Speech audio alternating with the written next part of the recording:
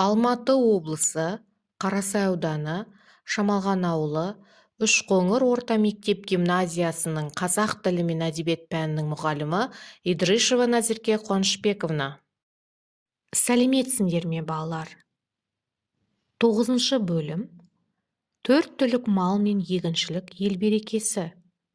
Сабақтың тақырыбы жылқы, ер қанаты. Оқу мақсаты: тыңдалған мәтіннің негізгі мазмұнын түсіну, ақпараттың өзектілігін анықтау, қосымша ақпарат көздерінен алынған мәліметтерді кесте, сызба, шартты белгілер түрінде ұсыну, топтау сан есімдерін жазба, ауызша жұмыстарда орынды қолдану. Бүгінгі сабағымыздың жаңа сөздерін қайталайық. Киелі жануар, атбегі,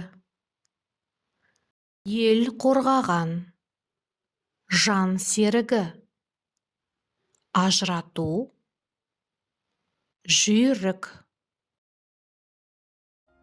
Қазақ халқы жылқыны киелі жануар деп есептейді.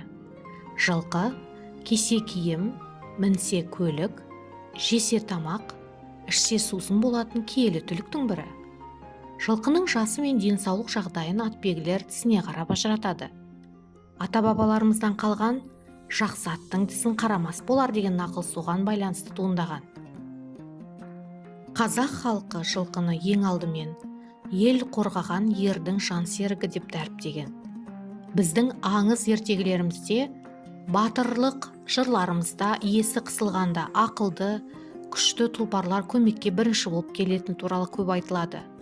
Мысалы, Қобыланды батырдың Тайбұрылы, Алпамыс батырдың Байшұбары, Ертөстіктің Шалқұйрығы, Қамбардың Қарақасқасы иелерімен бірге жыр аңызға айналып ел құрметіне бөленген.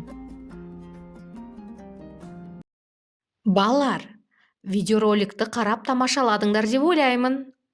Енді мәтінді тағы да оқып шығып, мәтінге тақырып қойып көріңдерші.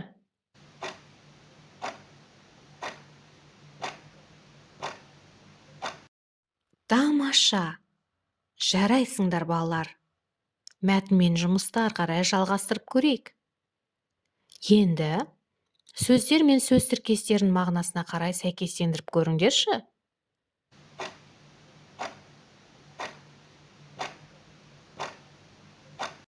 Ал енді, балалар, дұрыс нұсқасымен тексеріп көріңдер.